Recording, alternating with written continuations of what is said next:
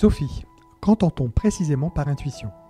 Alors l'intuition, en fait, chaque personne va mettre sa définition derrière le mot intuition. Pour certaines, ça va être un ressenti, une impression. Pour d'autres, ça va être un flash ou une prémonition. Il y a beaucoup de... Je dirais qu'il y a autant de définitions de l'intuition qu'il peut y avoir d'êtres humains qui en parlent. Vous expliquez qu'il existe deux manières différentes de la concevoir. Oui. Alors donc la première manière, c'est savoir, avoir une information, donc c'est savoir, sans savoir comment on sait.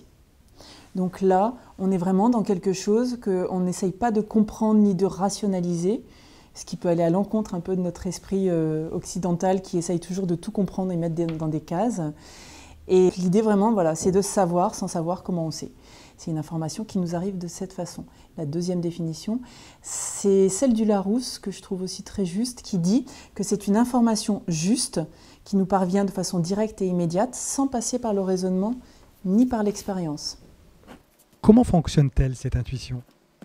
Les neuroscientifiques disent que l'intuition se situe dans le cerveau.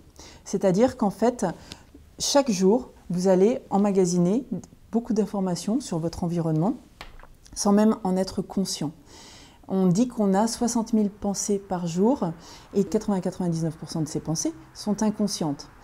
Donc, le cerveau emmagasine toutes ces pensées, tous ces éléments autour de nous. Vous allez dans une salle de réunion, vous allez voir la façon dont se comporte telle et telle personne, un livre posé sur la table, etc., etc.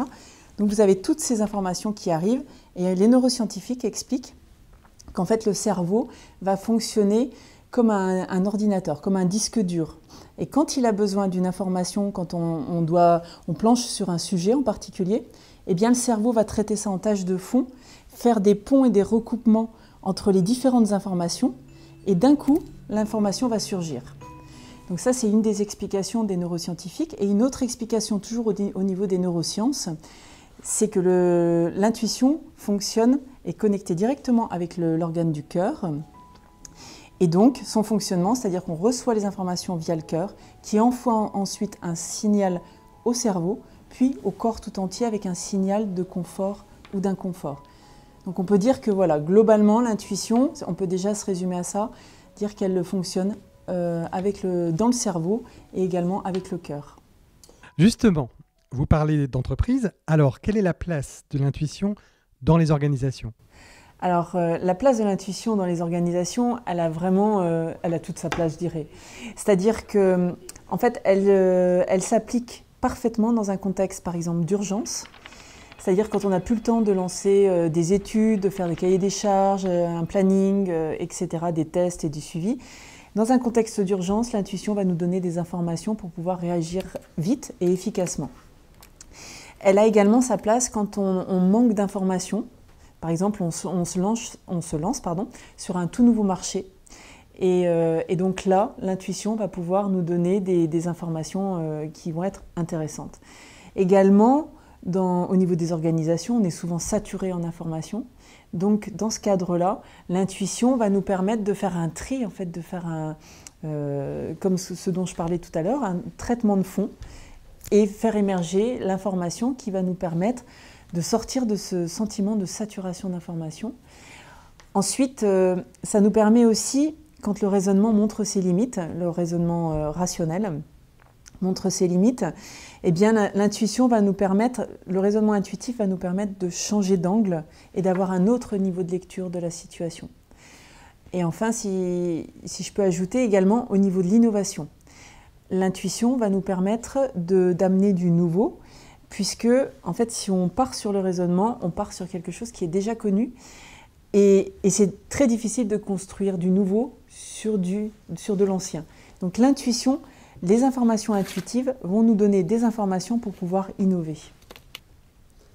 Vous transmettez votre méthode en entreprise Oui. Pour apprendre à développer son intuition. Pouvez-vous nous donner un exemple d'outil pour interroger son intuition? Oui, alors ce que vous pouvez faire, par exemple, un manager, et imaginons qu'il ait besoin d'organiser un séminaire pour fédérer ses équipes, pour les motiver, pour mettre plus d'enthousiasme auprès de ses collaborateurs. Eh bien, ce qu'il peut faire, c'est En premier, il pose l'intention que son intuition va lui donner la meilleure idée pour trouver le meilleur thème, le thème le plus puissant au niveau de ses équipes, pour justement créer ce sentiment de cohésion d'équipe. Donc il va poser une intention. Ensuite, il va poser la question. Donc quel est le thème? Donc il peut la poser à haute voix ou silencieusement. Quel est le thème qui serait vraiment le plus intéressant à traiter avec mes équipes lors de ce séminaire? Enfin, il va se poser. Donc là, on décroise les jambes et les bras. On s'aligne bien, donc bien droit. Et là, il va fermer les yeux et pendant 1 à 2 minutes maximum, il va se caler sur sa respiration. Pourquoi? Parce que ça va créer de l'espace à l'intérieur de lui. Et le fait de se caler sur la respiration, eh ben, les pensées, on les laisse passer, on reste centré sur sa respiration. Et là, l'intuition, elle va pouvoir émerger.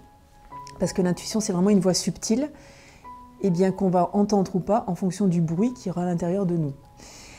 Et enfin, après, il va reprendre ses activités.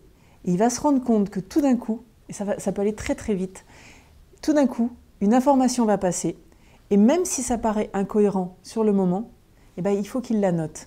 Parce que certainement, cette information, en fait, elle va peut-être lui donner un thème pour son séminaire, qui va peut-être l'obliger à sortir un peu du cadre, et peut-être que ça va peut-être chercher chez lui des résistances ou des freins.